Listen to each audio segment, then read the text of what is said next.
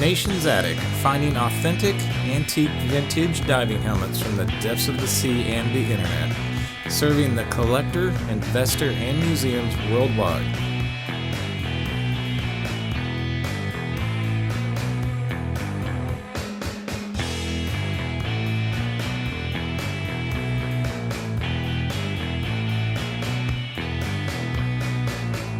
Nation's Attic is your source for what others want.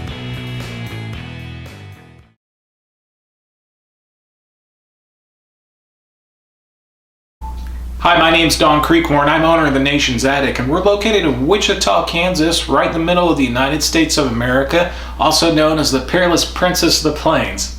What we have today is a very exciting historical helmet made by the A.J. Morse Company, and it's referred to as a 4-light 12-bolt helmet that is full serial numbers matching. This helmet also contains some secrets to its past owner, but we'll get to that here just a little bit later. First of all, I want to show you some close-ups and some details of the helmet. At first glance, you can see that this helmet is just a wonderful, beautiful, original example that's also complete. This is the type of helmet that looks like it was put away in the 1930s and never used again, and that's quite possibly the case here. The helmet is just in great shape. It does have the typical working dents that are found on the bonnet up here, and also the air fitting on the back is pushed in just a little bit. It's not serious, but it's something worth noting. All the original guards and the glass on this helmet are original. The original brass screws holding them in are still there. Also notable, all 12 of the wing nuts are present on this helmet, and then all 4 of the brails are original and serial number matching on this helmet.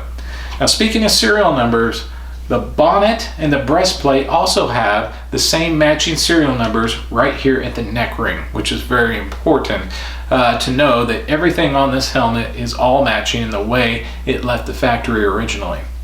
So what kind of secrets did this helmet have? Well, essentially they're hiding in plain sight, but it has just required lots of research to decipher these secrets that the helmet is showing us.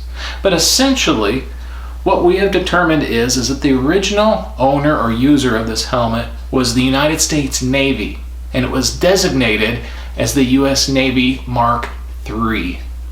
Now, in July of 1916, the U.S. Navy published a diving manual.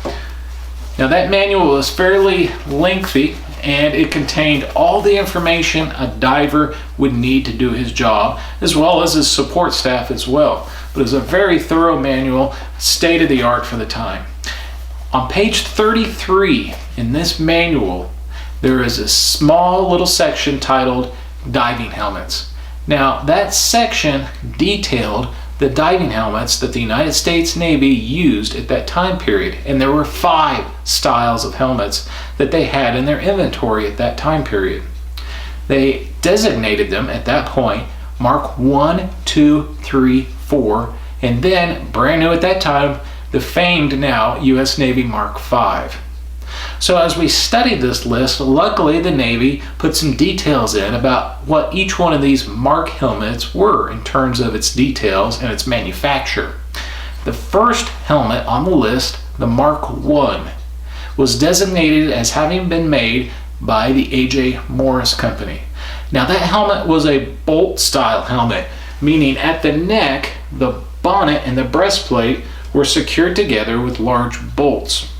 Now, also the requirements of that helmet were that it needed to have a wide breastplate, which you can see this helmet does.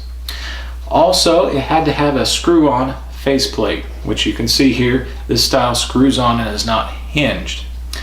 It had to have oval style windows on the sides and on the top as well, which you can see this helmet does.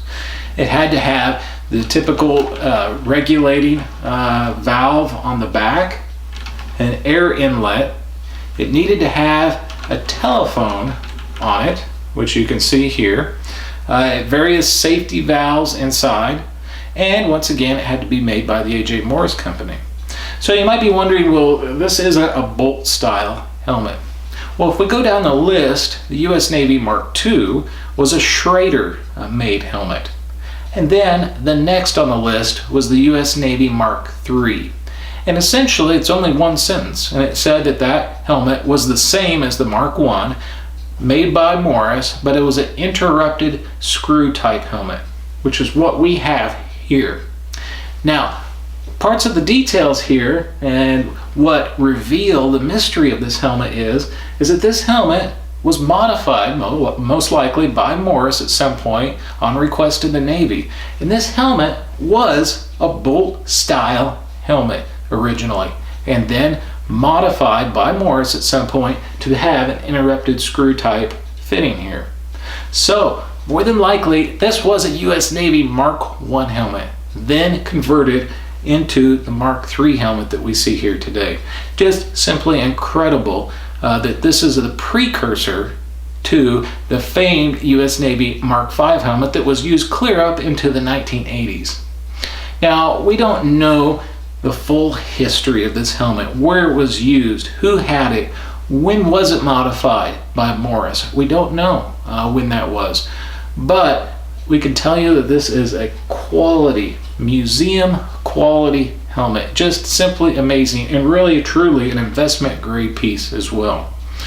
Now, this helmet will come, like every helmet that Nation's Attic sells, will come with a certificate of authenticity, detailing this specific helmet and showing high resolution photos of it as well. We can ship this helmet worldwide, anywhere in the world, fully insured. We know how to pack these things professionally. Nation's Attic is a sponsoring member of the Historical Diving Society here in the United States of America. We also have an A+ rating with the Better Business Bureau, and we're a corporation here in the United States as well. If you have any questions, would like additional detailed photos of this helmet, please don't hesitate to give us a call or an email.